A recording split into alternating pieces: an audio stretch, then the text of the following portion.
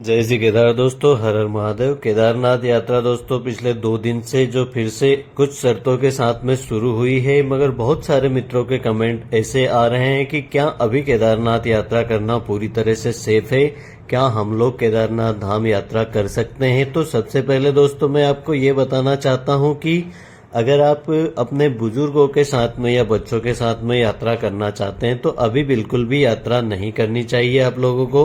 अगर आप यंग है, ट्रैकिंग कर सकते हैं, अच्छे खासे आप ट्रैकर हैं, तो ही आप केदारनाथ धाम की यात्रा कर सकते हैं, पहली बात। और दूसरी बात दोस्तों मैं आपसे ये कहना चाहता हूँ कि केदारनाथ धाम की जो यात्रा है अभी अपनी रिस्क पर चल रही है, और जितने भी श्रद्धालु केदारनाथ धाम की यात्रा पर पहुंच रहे हैं उन्हें सबको ही एक फॉर्म जमा करवाना होता है नीचे सोनप्रयाग में।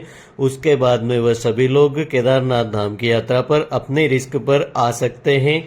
तो केदारनाथ धाम में आने वाले जो श्रद्धालु हैं वह सब अपनी रिस्क पर यात्रा कर रहे हैं। तो क्या आप लोग ये समझना चाहते हैं कि केदारनाथ धाम की जो यात्रा है वह आप कब कर सकते हैं जो पूरी तरह से सेफ होती है।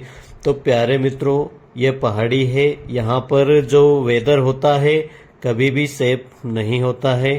तो आप हालांकि दोस्तों मानसून के जो मौसम होता है उसमें जुलाई अगस्त के मौसम में बहुत ही ज्यादा रिस्क होता है, बाकी दिनों में भी रिस्क होता है मगर इतना नहीं होता।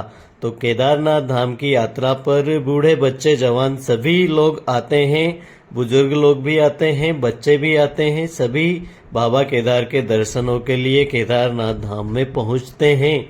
मगर सबका जो अनुभव होता है प्यारे मित्रों, सभी का अनुभव अलग होता है।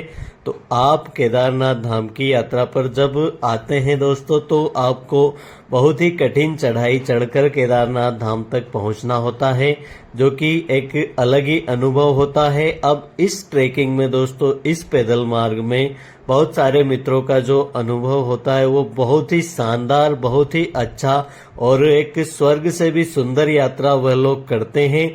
वहीं पर दोस्तों कुछ लोग ऐसे भी होते हैं जो रास्ते की थकान में इतने ज्यादा चूर हो जाते हैं, इतने ज्यादा परेशान हो जाते हैं कि उनका मन ऐसा होता है कि आधे रास्ते से ही नीचे चले जाएं, क्योंकि इतनी खड़ी चढ़ाई वह लोग नहीं चढ़ सकते।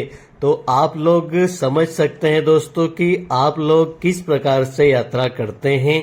हालांकि घोड़े, खच्चर, पिट्ठू, पालकी जितने भी साधन अभी केदारनाथ धाम की यात्रा पर रहने चाहिए वह पर्याप्त मात्रा में नहीं है।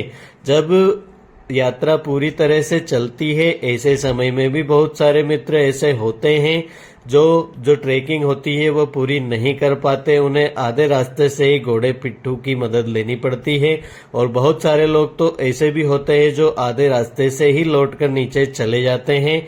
तो आप लोग अगर केदारनाथ धाम की यात्रा पर आना चाहते हैं तो आप एक बात विशेष रूप से नोट करके रख लीजिए कि केदारनाथ धाम यात्रा कभी भी बिना रिस्क से नहीं हो सकती। केदारनाथ धाम की यात्रा एक मोक्षदायिनी यात्रा है, तो यहाँ पर पहुंचने के लिए आपको बहुत ही ज्यादा श्रम करना होगा, बहुत ही कड़ी मेहनत, कड़ी चढ़ाई चढ़ने के बाद ही आप केदारनाथ धाम में पहुंचेंगे। चाहे आप कभी भी केदारनाथ धाम की यात्रा करें तो रिस्क तो बना हुआ ही रहेगा। फिर भी आप लोग अगर यात्रा करना चाहते हैं तो यात्रा पर जरूर आइए मित्रों। पर उससे पहले आप एक बात ध्यान रखिए कि आपको काफी ज्यादा ट्रेकिंग करनी होगी, तो आप पूरी तरह से फिट एंड फाइन होकर केदारनाथ धाम की यात्रा पर आइए।